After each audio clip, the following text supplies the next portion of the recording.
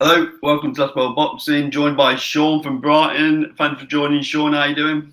Yeah, very well, thanks, mate. Yourself? Living the dream, I think it's described as. So, topic for tonight's video: Frazer Clarke versus Jeamie TKV. Landed on BBC Two on the 25th of October. Same night as Parker versus Wardley, but very smart there. They've done the main event on BBC earlier than the anticipated start time for Wardley versus Parker. I think that's a smart move. So, flagship fight on BBC Two. Not sure why it's not BBC One. Probably because the match of the day kicking off towards the end of the fight, I'd imagine. But give us your thoughts, Sean. It's very interesting, on the mainstream platform, free to air. Channel 5 does good numbers with lesser fights than this. So give us your thoughts. Yeah, it's an interesting fight, as we spoke about a couple of weeks back. I think it's a fight Frazer Clarke will come through with flying colours, really. I think he's levels above TKV. It'll be interesting to see how it all pans out. As you say, first fight back on the BBC for, well, certainly in my lifetime watching boxing. So it's you would say it's the home of terrestrial TV, shall we say, the flagship station for this country still. So yeah, it's all intriguing, really. I mean, as you say, clashes with Fabio Wardley and Joseph Parker, but I think this fight will do decent numbers. What that will be, I'm not too sure, but I think obviously the more hardcore and purists will still be tuning into the Parker Wardley undercard. Well, you should be able to get to watch them both, shouldn't you? In terms of main events, I think it's a smart move by boxers to shift that main event to slightly earlier in the night. So for fight fans, I think a bit of common sense has come in. Be interesting from a BBC perspective in terms of the production. Be interested to see what sort of sponsorship fighters have on the apparel. A lot of unanswered questions because obviously Turkey had a Sheikh's now moving into the boxer sphere. We don't know what that involvement looks like, but there's obviously a business deal been done somewhere. So all of a sudden, we had season cards are now coming on to free to air, long term established British channels, which is a great angle for Turkey Al Sheikh, to be honest, isn't it?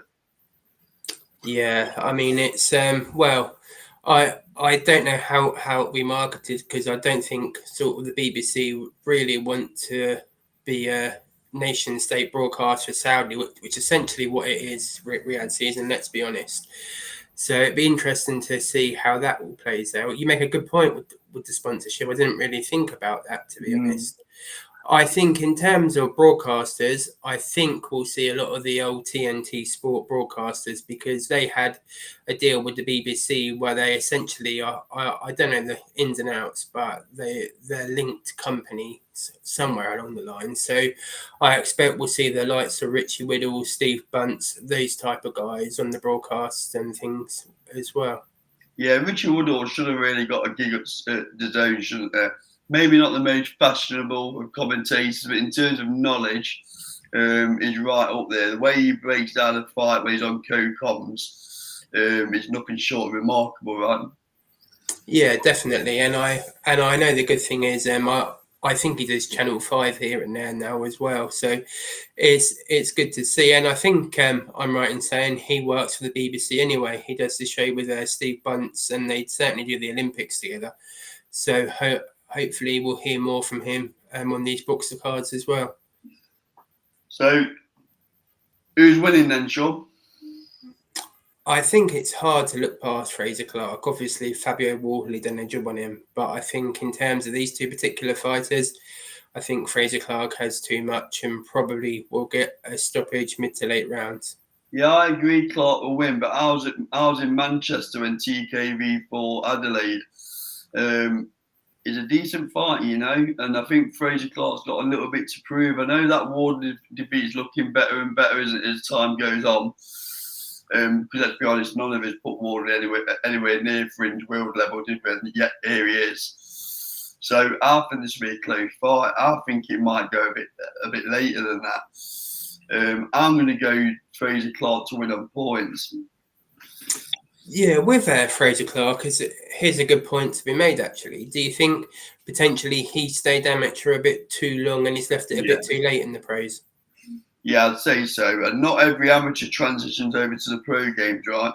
There's a lot of talented amateurs who, just for one reason or another couldn't cut it in the pro ranks. And I think Frazer might be one of them. If he gets to lift the British belt, I think that's his ceiling. I think that's his ceiling, and I don't think he'll hold on to it that long. So I'll go Clarke points. Yeah, there's another interesting element as well. If Dave Allen was to win next weekend, because he's obviously spoke about his long-term ambition is to become British champion. So Frazer Clarke v Dave Allen will be a decent fight down the road as well. Yeah, and I'd like to see someone like Yuri Fury thrown into that mix as well. I know that his issues outside the ring with his health, but I do believe he belongs within that mix. Yuri Fury. So 2026 could be very interesting for the British level heavyweight. Yeah. Okay, that's mine and Sean's opinion on all things Frazer Clarke versus Jeamie TKV. Post your comments below. This has been Last Belt Boxing, proudly sponsored by Shaw Building Services and SC Travel. We'll see you on the next video. Thank you. Cheers, Sean.